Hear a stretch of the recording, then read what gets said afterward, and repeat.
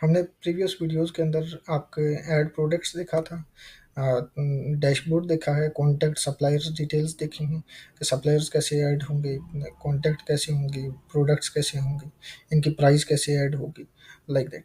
और मैं यहाँ से भी एडिट करके इसकी अभी भी जाके प्राइस ऐड कर सकता हूँ, इसको नेम चेंज कर सकता हूँ, वट कोई भी चीज़ है मैं उसको चेंज कर सकता हूँ।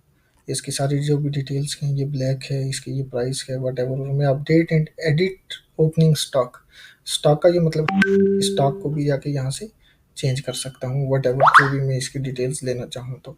ये देखिए क्वांटिटी रिमेनिंग इतनी है, मैं इसको यहाँ से भी चेंज कर सकता हूँ जाके। और ये सिर्फ एडमिन के पास एक्सेस है, किसी और के पास एक्सेस नहीं है इस चीज़ की, और एडमिन ही इसको देख सकता है, डिलीट कर सकता है। वेरिएशंस का ये है कि लेट्स सपोज आपका कोई कपड़ा है या आपकी कोई भी प्रोडक्ट है जिसकी वेरिएशंस हैं, मेडिसिन है तो वो 500 mg है, 200 mg है। अगर आपके पास कपड़े हैं तो वो एक ही कपड़ा जो है वो ग्रीन कलर का भी है, ब्लैक का भी है, वाइट का भी है, एक ही कैटेगरी, तो उसकी वेरिएशंस आ जाती हैं। आप वेरिएशंस के अंदर जाके आप किसी भी प्रोडक्ट की उसको ऐड कर सकते हैं, किसी भी प्रोडक्ट के लिए कि उसके साइज़ है, कलर है, स्टोरेज है, वट वो आप ऐड करते जाएंगे, वहाँ से आएंगे। वारंटीज़ के अंदर, एक्सपायरी के अंदर का अगर कोई प्रोडक्ट एक्सपायर हो रही है, वारंटी है, तो वो यहाँ पे आ जाती है।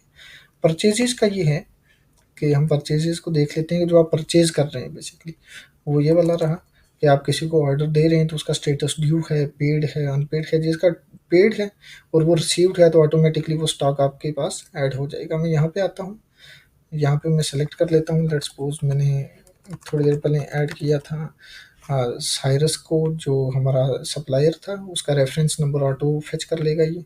स्टेटस में अगर रिसीव्ड कर लेता हूँ, लोकेशन मेरी ये रही। और पे टर्म्स अगर मैं उसको पेमेंट एडवांस देना चाहता हूँ या उसको 6 मंथ देना चाहता हूँ तो वो मैं यहाँ से सेलेक्ट कर लेता हूँ, मंथली डेज वगैरह कि किस तरह से हम करते हैं। और मैं इसको यहाँ से ऑर्डर जनरेट कर रहा हूँ। लेट्स सपोज मैं उसको कह रहा हूँ कि सर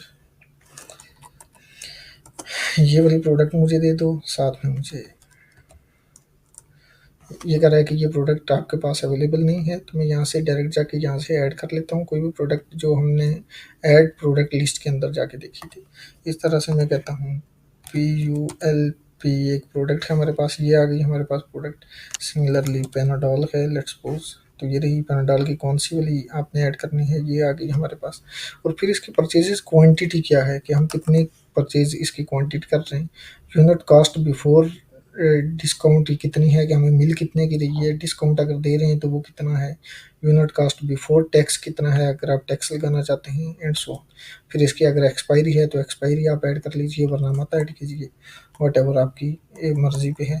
और यहाँ पे जाके एंड पे जाके आप इसको सेव कर लेंगे और इसके स्टेटस जो है उसको आप पे या अनपेड कर लेंगे। ये जस्ट हमारा आपका स्टॉक का डिटेल्स हैं। और यहाँ पे रिसीव्ड करेंगे तो सेव हो जाएगा, पेंडिंग है तो मतलब आप किसी को ऑर्डर जनरेट कर रहे हैं और कुछ देर आप ऑर्डर नहीं दे पाए तो वो पेंडिंग में चल जाएगा। ऑर्डर का मतलब आप उसको ऑर्डर दे दिया है, फाइनल हो गया है, और वो आप बाद में देख सकेंगे कि क्या हो रहा है। तो मैं एडिट पे, लिस्ट पे जाता हूँ, यहाँ पे जाके इसको देख लेते हैं कि लिस्ट पे जाके मेरे पास क्या आता है। लिस्ट के अंदर ये सारी डिटेल्स हैं और मैं अगर इसको व्यू करना चाहूँ तो इसका सारा लेजर आ जाएगा मेरे पास कि कब कब मैंने इससे क्या क्या चीज़ परचेज की है। तो ये सारी डिटेल्स मेरे पास आ जाएंगी इसकी इनवॉइस नंबर के साथ। अगर मैं यहाँ पे जाके देखना चाहता हूँ, ये जो रिसीव्ड है, मैं इसका स्टेटस देखना चाहता हूँ, ये देखिए इसकी अमाउंट आ गई और ये रिसीव्ड है मेरे पास और ये पेड है स्टेटस इसका। पता अनपेड के अंदर आ जाएगा और हमें डैशबोर्ड पे भी शो हो जाता है कि किसकी पेड हैं, किसकी अनपेड हैं, वगैरह वगैरह। और फिल्टर लगा के हम देख सकते हैं कि लास्ट 30 डेज में किसकी परचेजेज ड्यू हैं। सेम स्टॉक एडजस्टमेंट हो सकता है, स्टॉक ट्रांसफ़र हो सकता है, एक्सपेंस हो सकता है। एक्सपेंस को देख लेते हैं कि एक्सपेंस के अंदर ये है कि आप कोई भी एक्सपेंस ऐड करना चाहते हैं। यहाँ पे मैं आता हूँ, सेलेक्ट कैटेगरी कर लेता हूँ। मैं कहता हूँ कि फूड का एक्सपेंस था जी, सब कैटेगरी इसका डिनर था, और रेफरेंस जो भी था मैं नीचे आ जाता हूँ। बाकी डिटेल्स हम आपको डिटेल में बता देंगे अगर आप परचेज कर रहे हैं तो। अमाउंट अगर मैं 100 कर लेता हूँ या 1000 कर लेता हूँ और सेव कर लेता हूँ, तो ये देखिएगा यहाँ से इसको मैं सेव कर लूँगा, ये मुझे यहाँ पे सेव करवा देगा। सेम सिचुएशंस एक्सपेंस के साथ में नेक्स्ट मॉड्यूल के अंदर आपको रिपोर्टिंग्स दिखा देता हूँ और CRM HRM को दिखा देता हूँ।